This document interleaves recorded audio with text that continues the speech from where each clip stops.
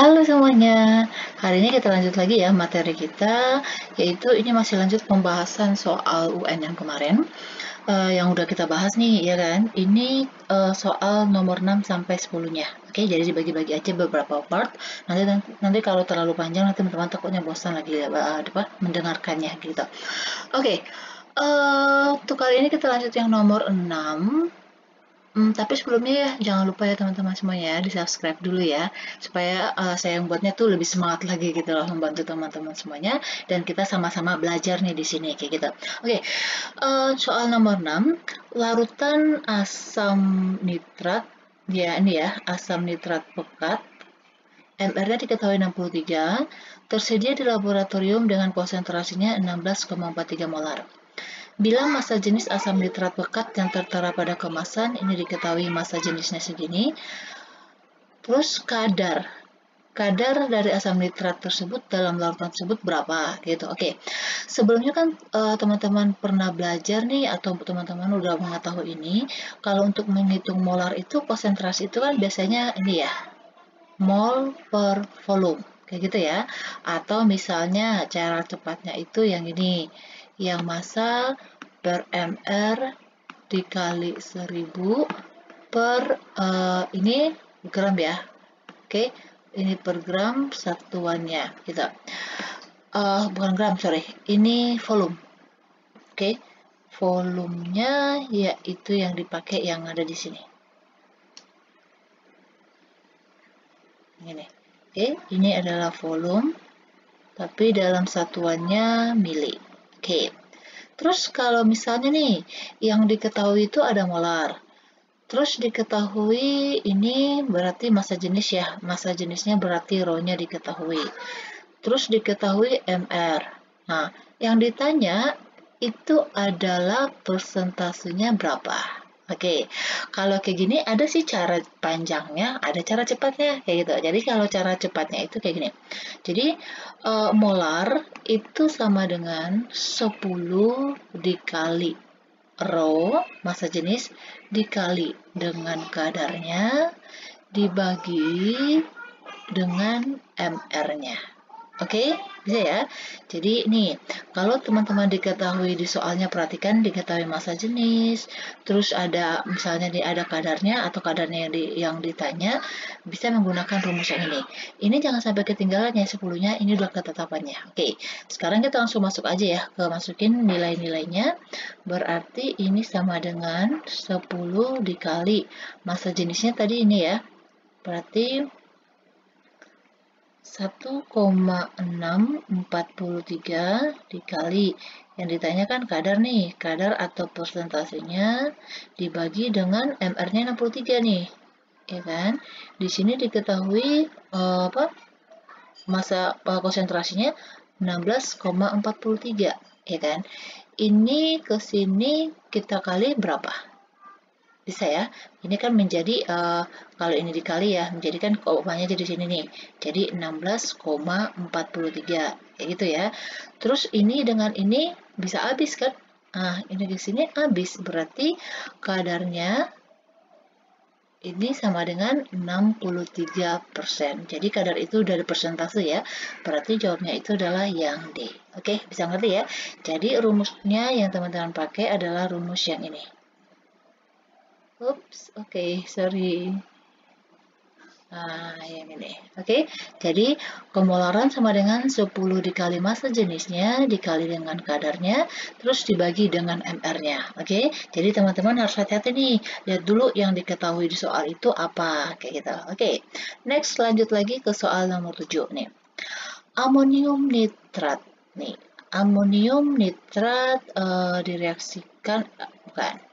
Amonium nitrat adalah suatu senyawa kimia. Ini diketahui rumus umumnya ya, rumus kimianya, yaitu NH4, Na3. Terus senyawa ini utamanya digunakan dalam pertanian, jadi digunakan sebagai pupuk, ya kan, karena dia kaya nitrogen. Jadi produksinya industri amonium nitrat itu secara sederhananya reaksi gini. Jadi amonium nitrat itu diperoleh dari hasil reaksi asam nitrat dengan amonia. Nah, ini reaksinya. Oke, reaksi antara 12,6 gram asam nitratnya 2,24 liter amonia pada STP menghasilkan padatannya berapa, kayak gitu. Jadi ditanya itu ini berapa, gitu, berapa masanya. Oke, kita buat dulu nih persamaan reaksinya ya. Berarti, apa dulu nih bisa cari? Mol dulu dong, ya kan? Kita cari mol masing-masing. Ini diketahui masanya asam nitrat. Oke, teman-teman ingat lagi. Kalau diketahui massa, kita bisa ngitung apa? Oke, pintar. Cari mol, ya kan? Mol itu sama dengan massa per mR. Ingat ya, karena dia senyawa. Berarti massanya sama dengan 12,6. mR-nya berapa? H itu kan 1, N-nya kan 14 nih, berarti 15. 3 O-nya dikali 16 berarti 48. 48 ditambah 15 tadi berarti 63, ya kan? Berarti 12,6 dibagi 63, begitu. Itu adalah menghitung molnya si apa? HNO3, ya. Jadi jangan sampai salah nih. Ini sama dengan 0,2 setengahnya ya. Ini 0,2 mol, ini punya HNO3. Oke, selanjutnya kita cari nih molnya gas amonia, karena diketahui volumenya ingat dalam keadaan STP. Teman-teman ingat lagi nih, gimana menghitungnya kalau dia dalam keadaan STP? Oke, ingat lagi rumus yang ini. Jadi, mol itu sama dengan volume dibagi volume STP. Volume STP berapa? Oke, pintar, 22,4. Jadi ini 2,24 liter dibagi dengan 22,4 liter.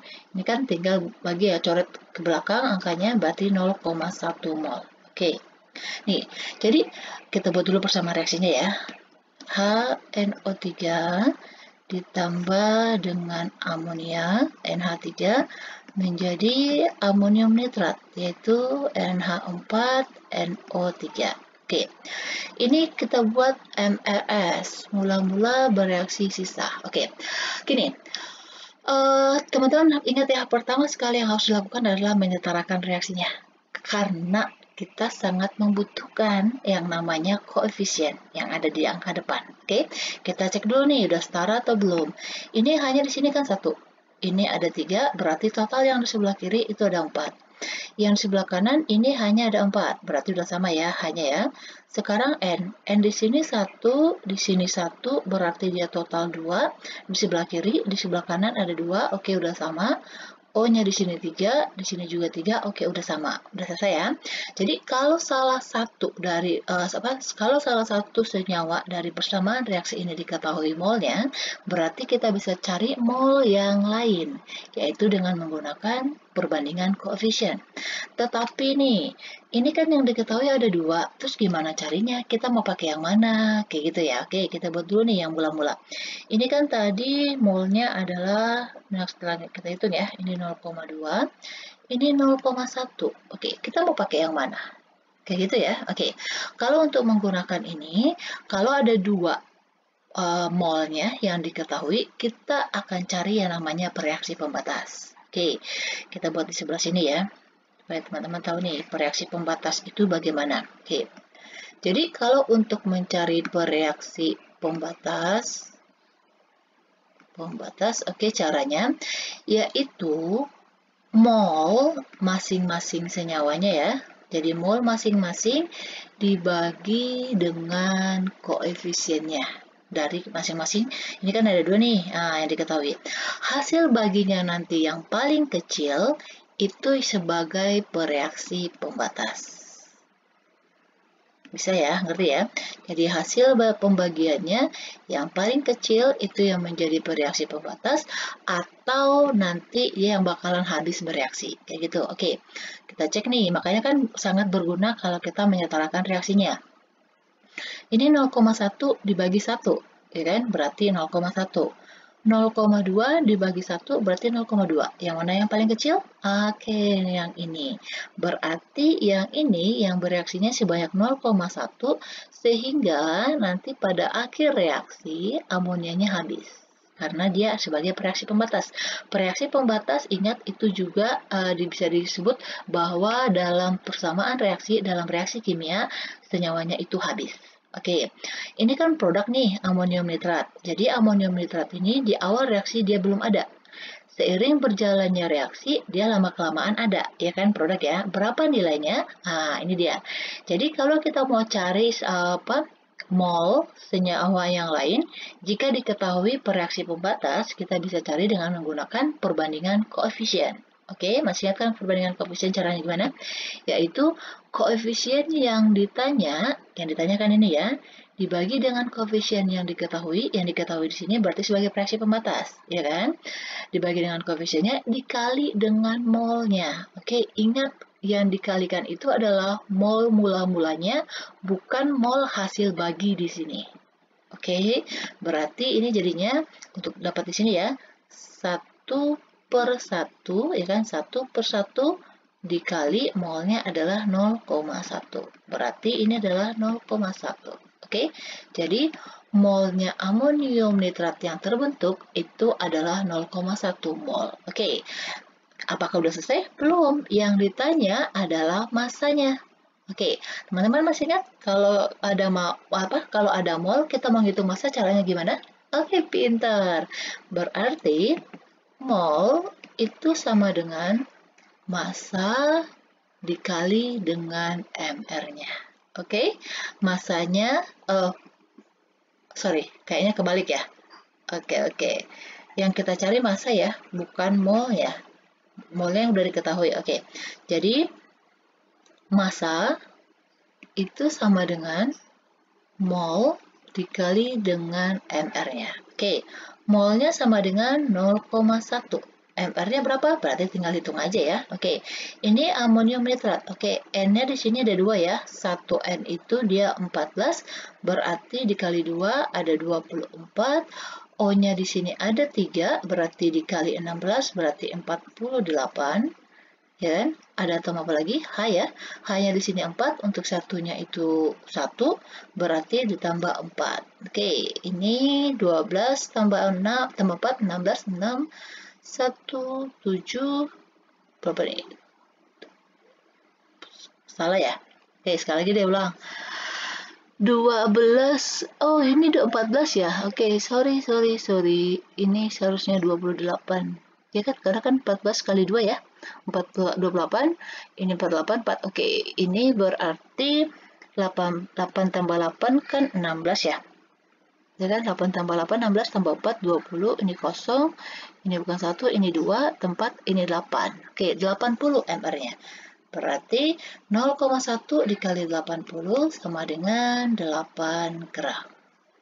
Oke, berarti ketemu nih. Yang mana jawabnya? Jawabnya adalah yang D. Oke, bisa ya? Teman-teman bisa ngerti ya? Jadi, kalau melihat soal itu, jangan pusing dulu. Lihat dulu nih, yang diketahui itu apa aja. Kayak gitu ya soal. Oke, jadi teman-teman harus ingat stoikiometri lagi. Kalau untuk cari mol ada massa, berarti rumusnya seperti ini. Ya kan? Kalau ada volume dalam keadaan STP, berarti kita bisa hitung mol dengan menggunakan rumus ini. Kayak gitu. Jadi, kalau ada 2 mol senyawa yang diketahui dalam persamaan reaksi, berarti kita harus buat MRS. Ya kan? Dan terlebih dahulu kita harus cari reaksi pembatasnya dengan cara seperti ini, ya kan? Setelah itu baru kita cari menggunakan ini perbandingan koefisien yang tadi. Oke, bisa ngerti ya? Oke, lanjut lagi soal yang ke-8. Oke, ini hitungan lagi ya. Oke.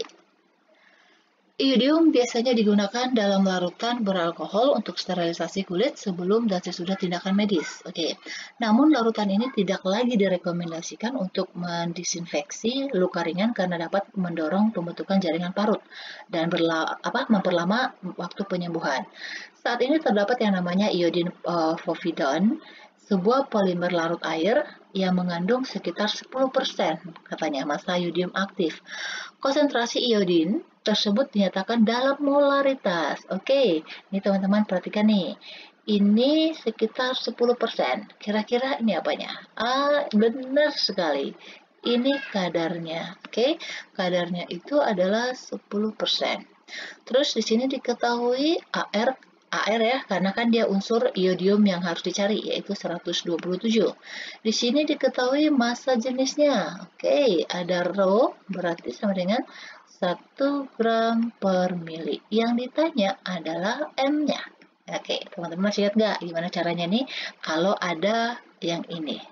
Oke, good. Kita berarti M molar ya sama dengan 10 dikali massa jenis dikali kadar dibagi apa? Oke, pinter. Dibagi AR kita. Oke, AR atau MR ya, tergantung. Kalau dia MR berarti dia senyawa, kalau dia AR itu berarti dia unsur. Oke, kita masukin aja ya. Berarti ini 10 dikali dengan rho-nya berarti ini 1 ya, diketahui ya, 1 dikali dengan ini kadarnya yaitu 10%.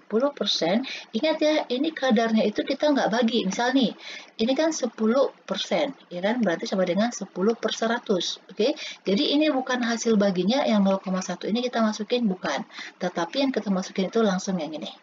Oke, dibagi AR-nya ini diketahui 127. Oke, berarti ini sama dengan 100 per 127. Oke, ini sekitar ini ya, 8,7 nilainya 0 ya, 0,087 kayak gitu. Nilainya jika misalnya ini dibagi kayak gitu ya. Oh, kalau 87 78. Oke, berarti ini kalau dibagi sama dengan nih, 7,8 kali 10 pangkat min 2. Min 1 hasilnya. Di sini nggak ada yang min 1, berarti dia pangkat min 2, berarti nih 78. Ini masih ada ya, nih 7,87.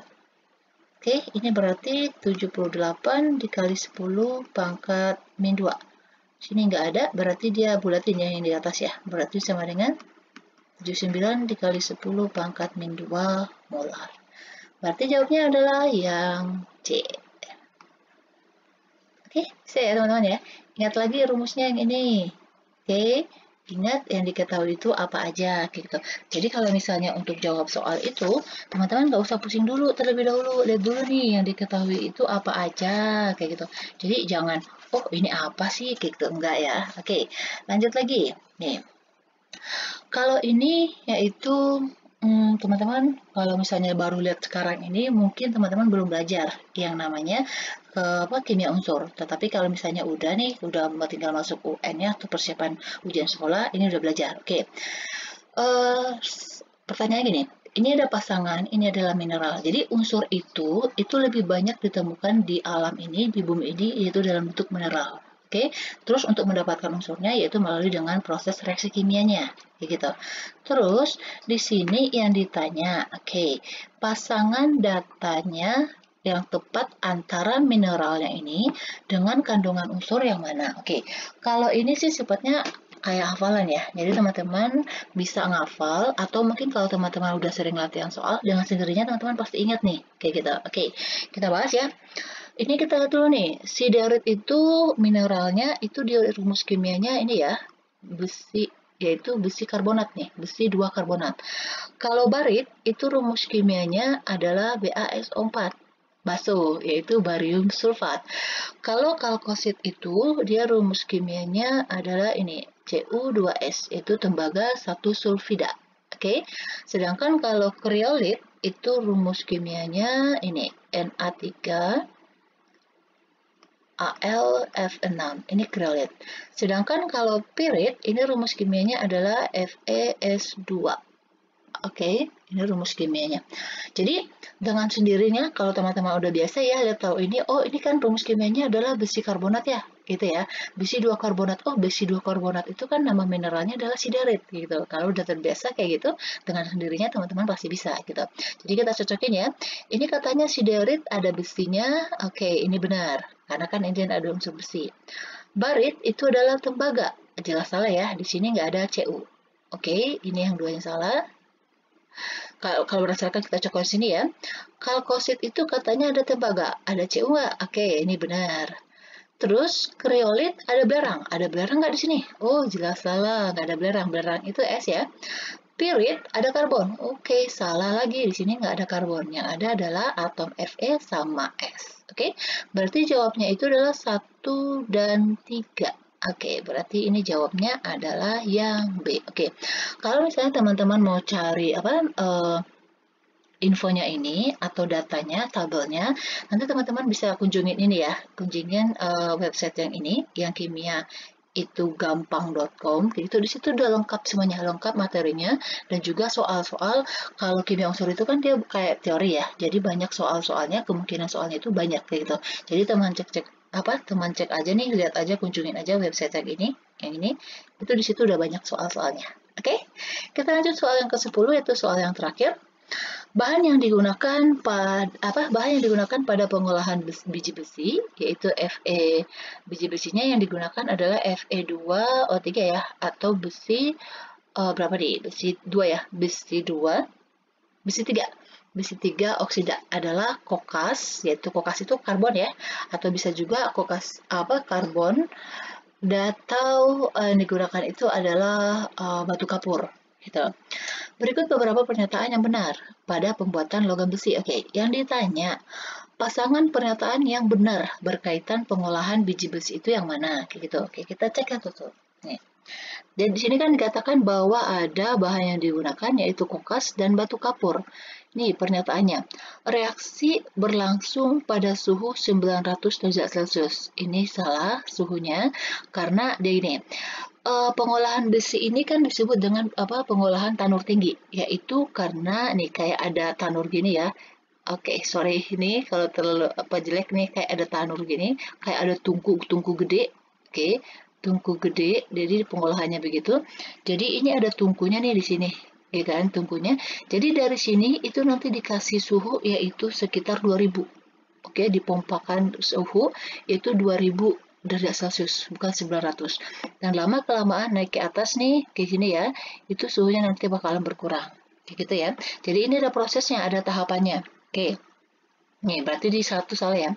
Di sini kokas C-nya itu katanya berfungsi sebagai oksidator. Oke. Kalau dia di sini kokas katanya berfungsi sebagai oksidator, ini jelas salah. Oke. Karena kokas itu dia berfungsi sebagai reduktor. Oke, reduktor yaitu berarti dia mengoksidasi yang ini, biji besinya. Oke, jelas salah ya. Terus batu kapur berfungsi sebagai flux. Oke, ini benar. Flux di sini itu digunakan adalah bahan untuk mengikat kotoran. Oke, untuk mengikat zat pengotor gitu. Oke, itu namanya flux. Oke, jadi ini kandungan biji besi yang ini, yang Fe2SO4 ini bukan pure ini doang, enggak, tetapi banyak kotor-kotorannya yang melekat sehingga harus dibersihkan dulu, karena kan kita mau ambil besinya, yaitu dengan menggunakan batu kapur di sini yang berfungsi sebagai flux. Oke, jadi flux itu adalah untuk mengikat zat pengotornya. Terus proses berlangsung pada tanur tinggi, ini benar. Oke, berarti jawabnya ini adalah 3 dan 4. Oke. Tahapannya gini ya, kalau kita mau belajar tahapannya, ini pada tahapan di bawah, ini kan tadi katanya ada karbon ya, nih kokas.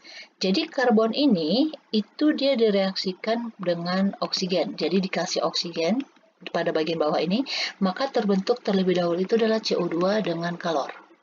Kayak gitu. Terus naik lagi nih di sini kan 2000 ya. Oke, naik lagi ke sini yaitu sekitar 1300. Oke, kelebihannya 13.000. Oke, 1300 di sini suhunya.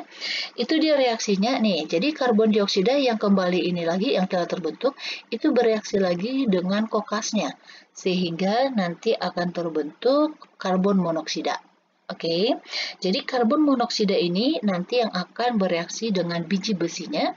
Oke, pada bagian tahapan yang ada di sini. Oke, kalau kita buat tahapannya ya, dia mulainya dari atas dulu nih. Jadi yang terbentuk ini, yang CO-nya ini, dia naik ke atas, yaitu dengan bereaksi dengan Fe2O3-nya. Jadi reaksinya gini. Jadi 3 Fe2O3 itu bereaksi dengan CO-nya, sehingga menghasilkan 2 Fe. Oke, dia akan menghasilkan 2 Fe, bukan 2 Fe, sorry. Menghasilkan 2 Fe3O4. Oke, ditambah dengan CO2. Nah, terus Fe3O4 ini bereaksi lagi Oke, jadi tahapannya dia apa yang terbentuk bereaksi lagi dengan karbon monoksidanya. Jadi yang berfungsi sebagai reduktornya.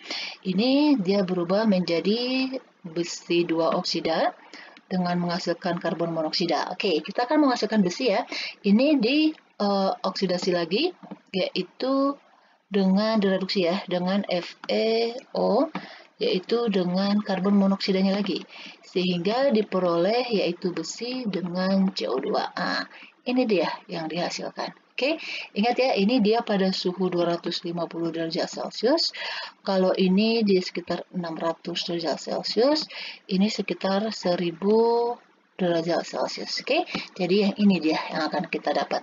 Jadi besi yang ini, yang diperoleh ini dia masih dalam bentuk lelehan, jadi nanti dimasukkan ke dalam wadah yang ini, baru diolah kembali. Kayak gitu dia proses pembuatannya. Oke, jadi teman-teman selain nama mineral yang tadi, yang harus teman-teman tahu, kalau untuk pembelajaran kimia unsur ya, teman-teman harus tahu juga nih proses pembentukannya untuk mendapatkan unsurnya itu dari mineralnya, caranya gimana, kayak gitu.